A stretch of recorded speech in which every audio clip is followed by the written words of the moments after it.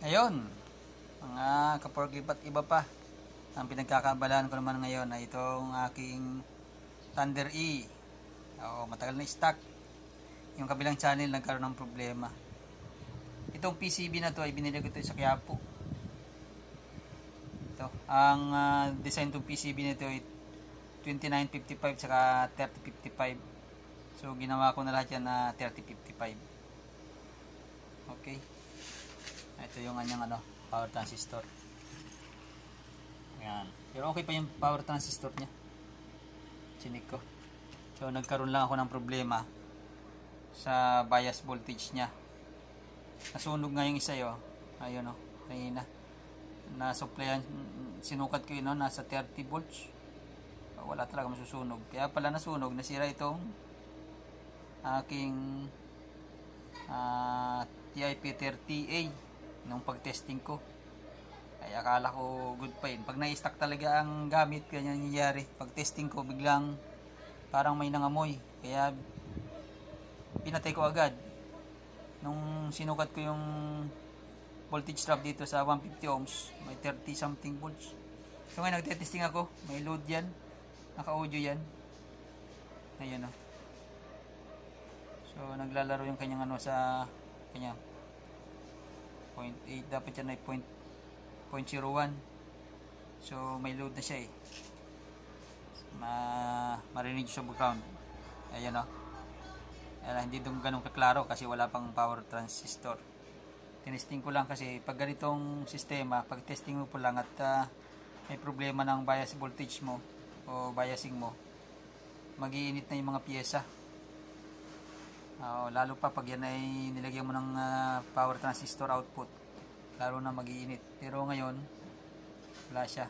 So itong kalimitan na itong 150 ohms na to, pag nagkaroon ng problema ng yung bias voltage, either na sira itong transistor na to, itong transistor na to, itong trimmer na to.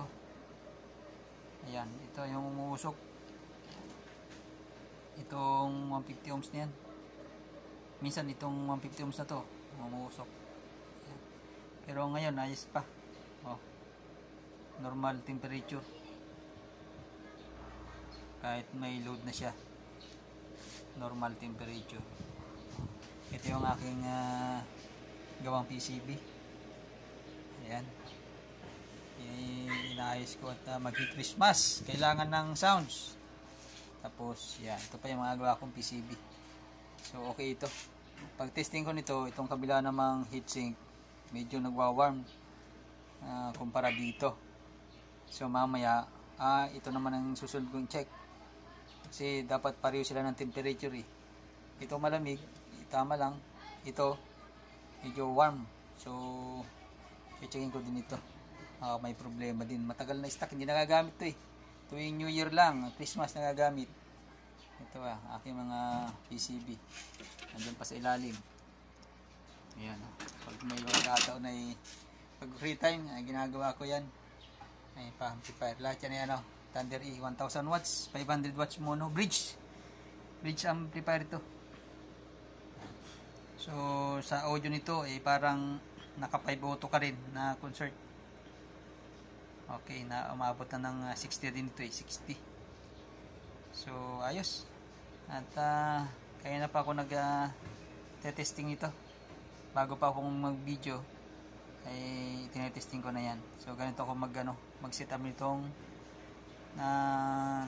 Thunder E. Pag ako nagse-set up, nahayaan ko muna siyang may load. Ibig sabihin yung load may audio. Ayan.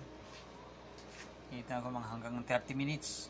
Titingnan ko kung siya ay mag-iinit bago ko lagyan ng power output. Kasi pag nilagyan ng power output, pag ito, wala ito sa balance.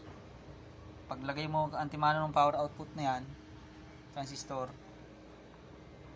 may uusok na kagad na piyesa dyan. Kalimitan niya itong 150 ohms. Ito. Yan. Kalimitan umusok yung 150 ohms. So, okay pa naman itong kanyang transistor. Tagal yan. Kalawangin na. So, ayun. At malapit na ang mag New Year, Christmas. Kailangan may malakas na audio. May malakas na sounds. Kasi itong aking output voltage, 1.7, 0.15. Pero kanina yan, ang chinig ko yung balance voltage niyan, 0.01 yan, ay may audio na yan eh. May audio na yan. Ang required nito ay 0.01 pala. 0.01.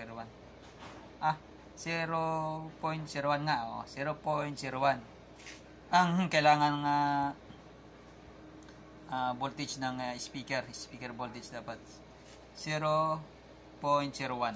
So kanina nang tinesting ko yan 0.01 nung wala pang load. So syempre may load na kaya magbabago na siya. Okay. Salamat. Mabuhay.